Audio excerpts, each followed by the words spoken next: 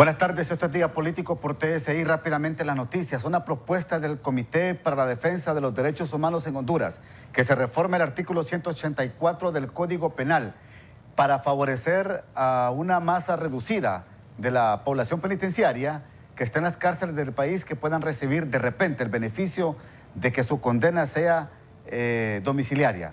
Ese ha sido Hugo Maldonado, presidente del CODE. Explíquenos un poco esta propuesta suya. Buenas tardes. Muchas gracias, Ramón. Un abrazo a la distancia y al pueblo hondureño desearle que esta situación vaya pasando poco a poco. La propuesta del Comité de Derechos Humanos es que desde el mes de diciembre venimos escuchando que los privados de libertad con enfermedad terminal, que los privados de libertad que tienen preliberación, que los privados de libertad de la tercera edad o aquellos que ya cumplieron su condena, es tan obvio que deberían de estar ya no deberían de estar privados de libertad, sino con su familia prácticamente. Sí. Pero como la funcionalidad del Estado de Honduras es tan burocrática que, mire, Ramón, ya vamos por el mes de abril y no se ha avanzado absolutamente nada. Hasta que entró la pandemia de COVID, ahora es que el presidente de la Corte Suprema de Justicia ha llamado a los jueces de ejecución, ha llamado la atención de la defensa pública, ha llamado la atención del Instituto Nacional Penitenciario para que pueda colaborar y agilizarse esta liberación de este grupo de privados de libertad. Desde el Comité de Derechos Humanos creemos nosotros que esto ya pudo haberse aplicado. Lamentablemente la parsimonia gubernamental es la que siempre enreda las cosas y ahora es que hay que hacerlo a la carrera. Nosotros estamos proponiendo, es más, en este momento estoy trabajando un escrito para presentarlo en las próximas horas al Pleno de la Corte Suprema de Justicia para que sea reformado el artículo 184 del Código Penal y que la discreción de algunos delitos, los privados de libertad, puedan, Ramón, obtener la audiencia de cambio de medida por la prisión y que ahí sea reformado para que el tribunal competente apruebe el arresto domiciliario a una masa más aproximadamente de unos 2.000, 2.500 privados de libertad a nivel nacional, según la situación de los delitos, y solo estamos hablando de los procesados, Ramón. O sea, estos más de 2.000 privados de libertad, de los cuales usted como presidente del CODE propone reciban su cárcel domiciliaria, son los que tienen de repente algún tipo de problema de enfermedad crónica, que son mayores de edad y que también sus penas ya ha pasado más de la mitad. Mire, Ramón, yo creo que es que esos privados de libertad con enfermedad terminal, los de la tercera edad, los que están en preliberación, esos iban a ir incluidos en el indulto, en un supuesto indulto que nos había manifestado desde Casa Presidencial, si menos no recuerdo, y lo que nosotros estamos diciendo es que la contaminación del COVID en este momento a nivel de centros penitenciarios, todavía se corre el riesgo de que esta pandemia a nivel de centros penitenciarios se nos agrande mucho más. ¿Por qué? Se les dijo a los privados de libertad que nadie iba a salir de los centros penitenciarios a ningún lado. Se les dijo a los familiares de los privados de libertad que no salieran, que no iba a haber visitas a los centros penitenciarios, y ahí han estado.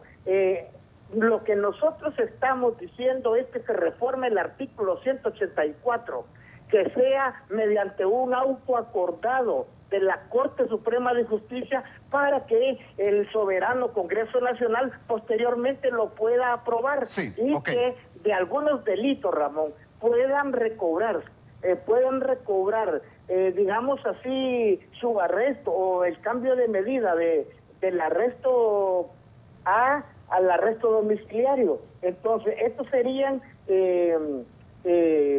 aparte de los que el indulto pueda abrogarse con aquellos de la tercera edad o que se les pueda beneficiar a aquellos que de preliberación, como lo dijo el ciudadano presidente en su momento.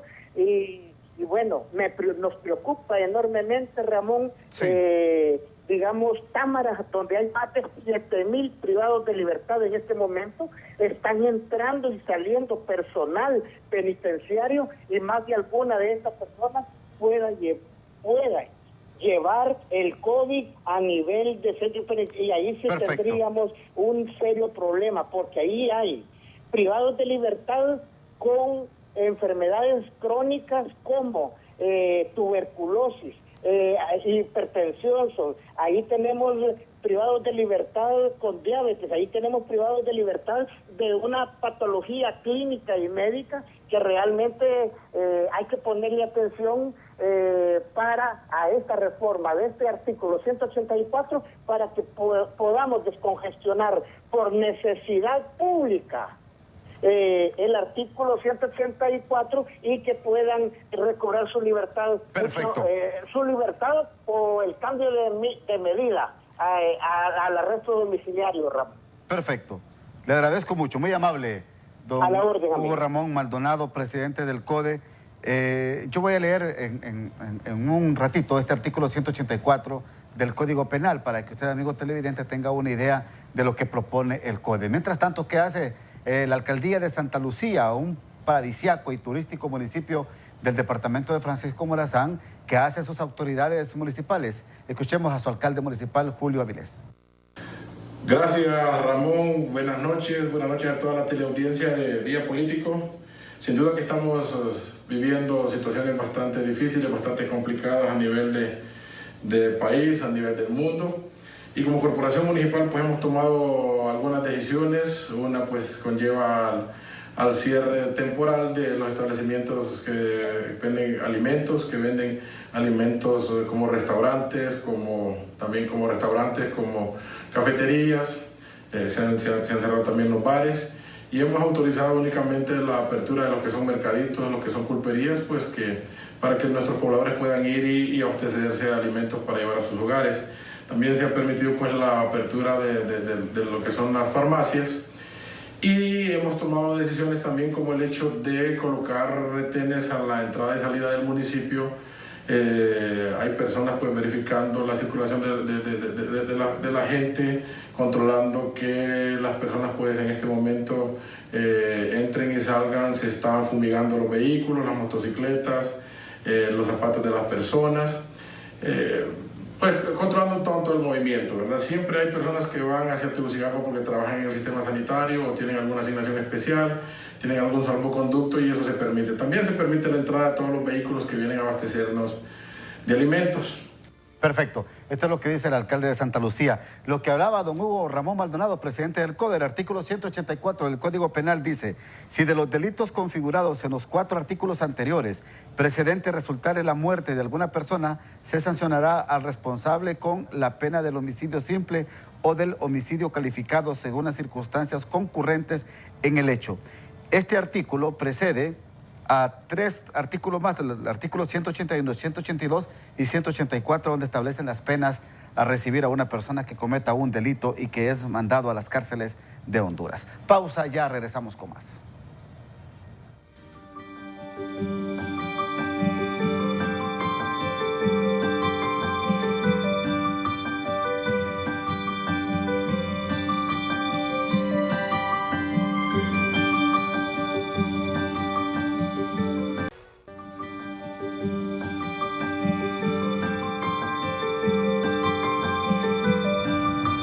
Gracias por continuar en Día Político por TSI. Hago contacto vía Skype con Lester Ramírez. Él es director de investigación de la ASJ, a quien saludo esta tarde en Día Político. ¿Cómo está, Lester?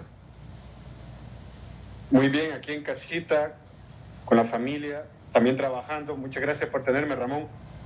Perfecto, gracias, Lester. Usted escuchó lo que planteó el presidente del CODE. ¿Usted cree que es factible que aquella masa penitenciaria que están en las cárceles y que tienen algún tipo de problema, de enfermedad y que es sensible al COVID-19 puedan recibir este beneficio de que reciban su sentencia domiciliaria? Mire, yo creo de que habrá que analizarlo, ¿no? Porque si son susceptibles, si son vulnerables por edad o por algún padecimiento preexistente, considero más bien que sería una población que se debería tener más bien en una situación de cuarentena especial, ¿no?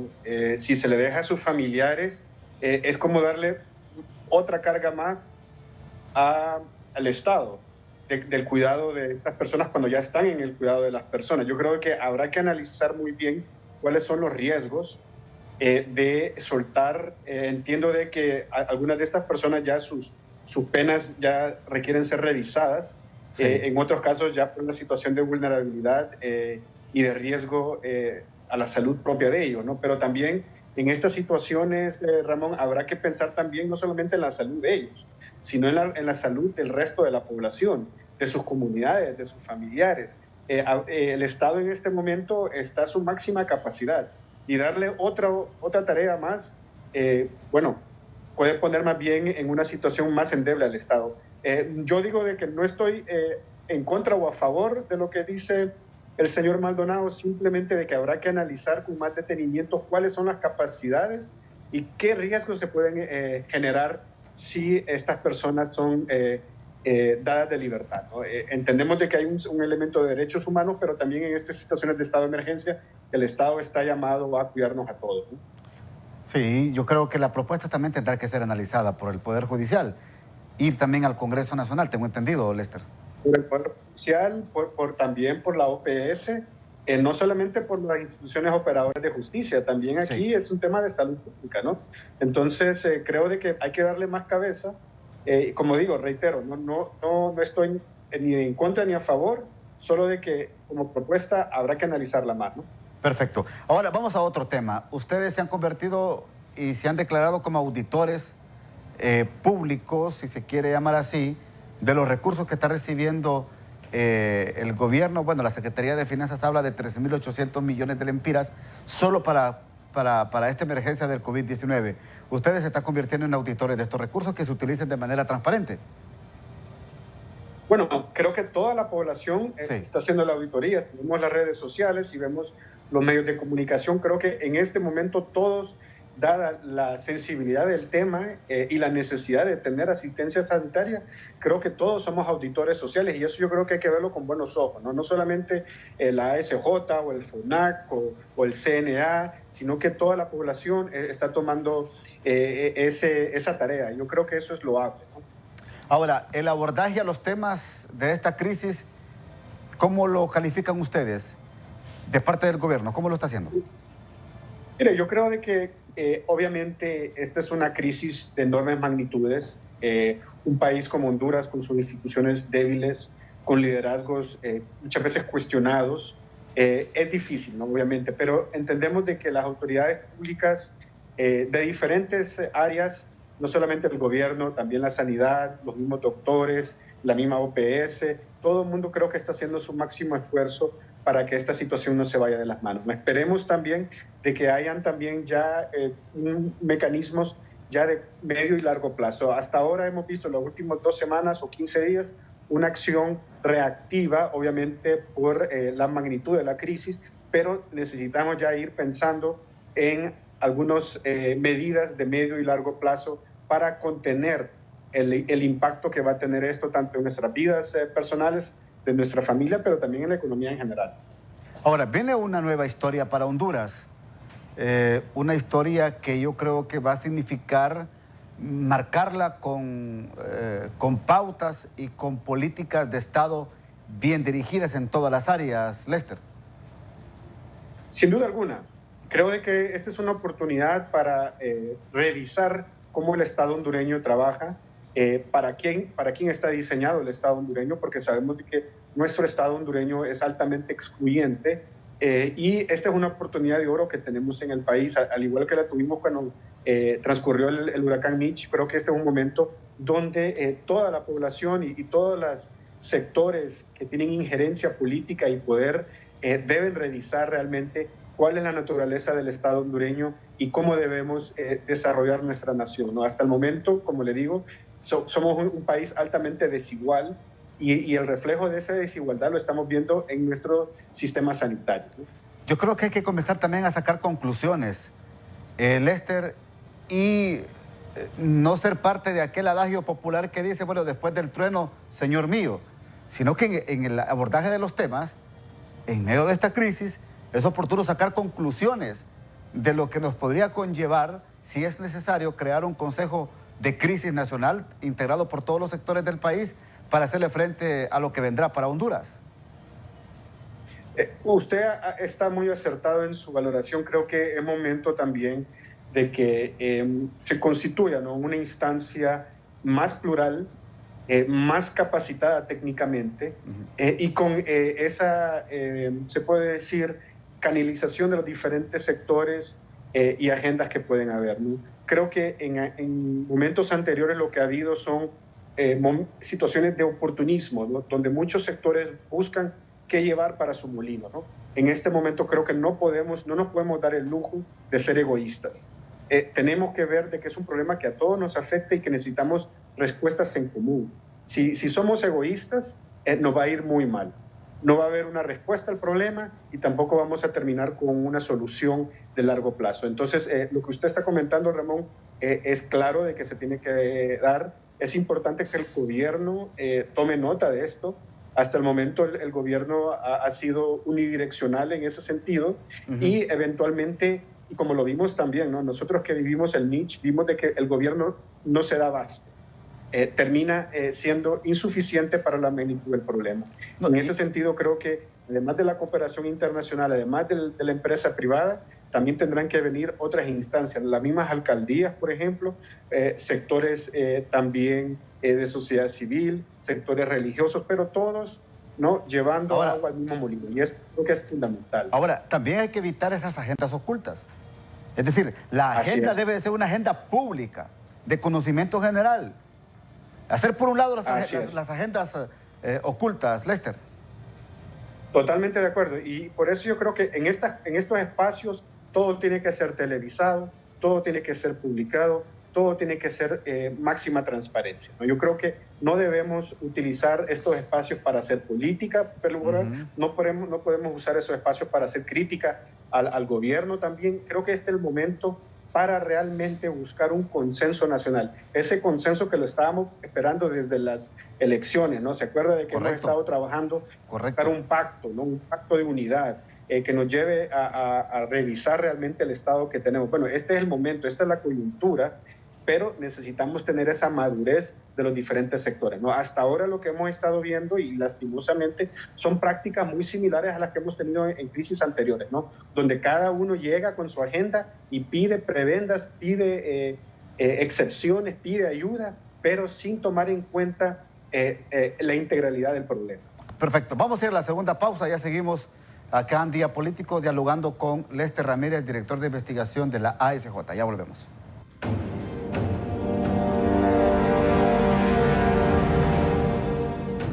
Honduras tenía una población total de 489.367 habitantes en 1901.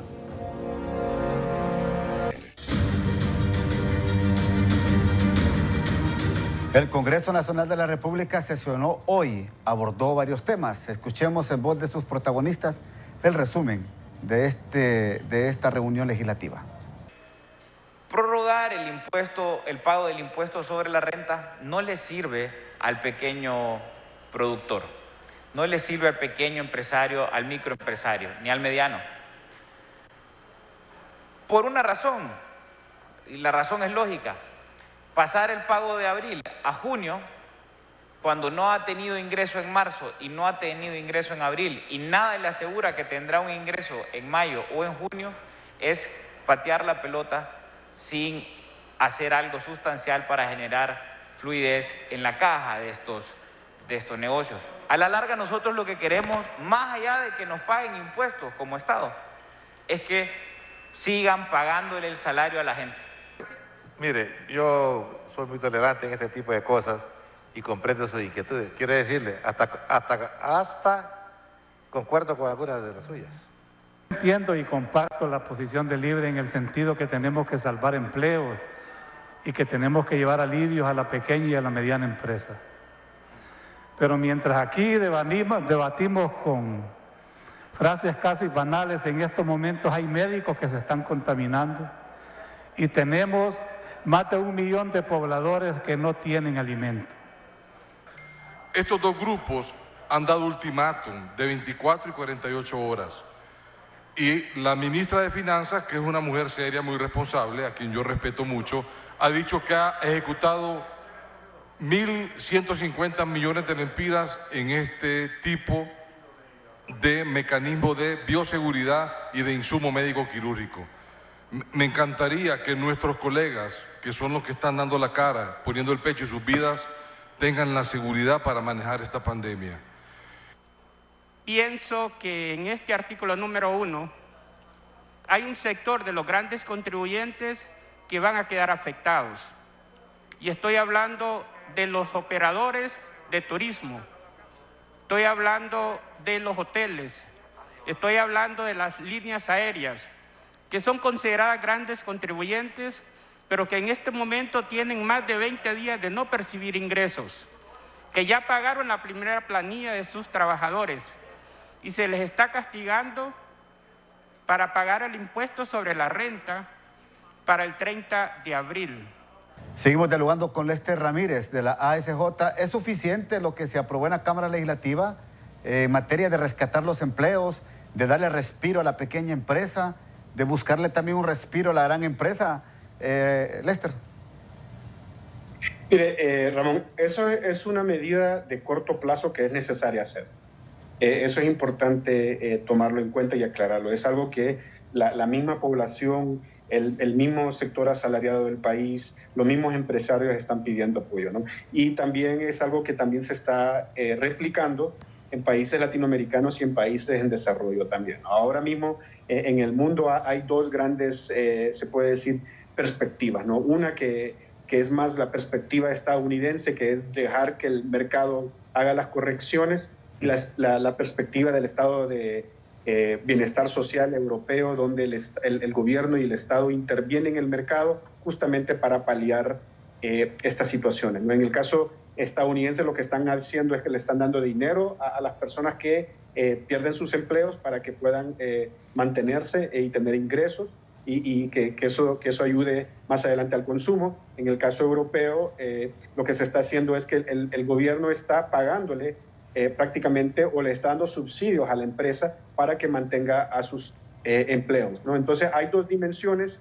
Obviamente aquí lo que queremos es que las economías no se colapsen, que el consumo, que es lo fundamental en toda economía, continúe, y además de eso, que los estados puedan obtener también ingresos fiscales, ¿no? Que ese es el gran reto, porque de nuevo el problema también es esto: en un país como el nuestro, donde un gobierno se endeuda de una manera exponencial, no tiene liquidez para financiar o subsidiar en estas situaciones, ¿no? Entonces, la única manera de obtener liquidez es con los impuestos o con el financiamiento, ya sea más deuda o deuda externa, ¿no? En este caso, ese es, se puede decir, el dilema que tiene la economía hondureña, ¿no? Dónde financiarse en un contexto de alto endeudamiento, ¿no? Pero que necesita financiarse justamente para mantener su economía. Ahora, Lester, ¿usted está de acuerdo en que ya el Estado como tal comience a hacer recortes presupuestarios, comience a reducir su gasto público, comience a sanear su economía, porque estos sacrificios tienen que hacerse en el marco de esta crisis? Esos son sacrificios de medio plazo. Lo que se tiene que hacer en el corto plazo es mover renglones presupuestarios, es decir, hacer los ajustes en el presupuesto que tenemos ahora para focalizarlos en áreas críticas sociales y de la salud pública. Ese debería ser el primer paso que debe tomar el gobierno. Una vez que ya haya tomado esos pasos, entonces ahí es donde va a buscar eficientizar el gasto. Y ahí va a tener que reducir gasto operativo, va a tener que buscar dónde tiene que tener esa reducción, posiblemente en áreas donde no tenga un impacto en la parte social o la sanidad pública. Ese va a ser el reto que va a tener el gobierno. Acordémonos de que nuestro presupuesto general prácticamente se ha duplicado en los últimos 10 años. Y eso es un mensaje de ineficiencia. Ahora va a tener que reducir esos gastos. Perfecto. Lester, le agradezco mucho. Gracias por su comparecencia aquí en Día Político. Muchas gracias. Lester Ramírez, director de investigación de la ASJ, compartiendo con nosotros acá en Día Político por TSI. Buenas tardes.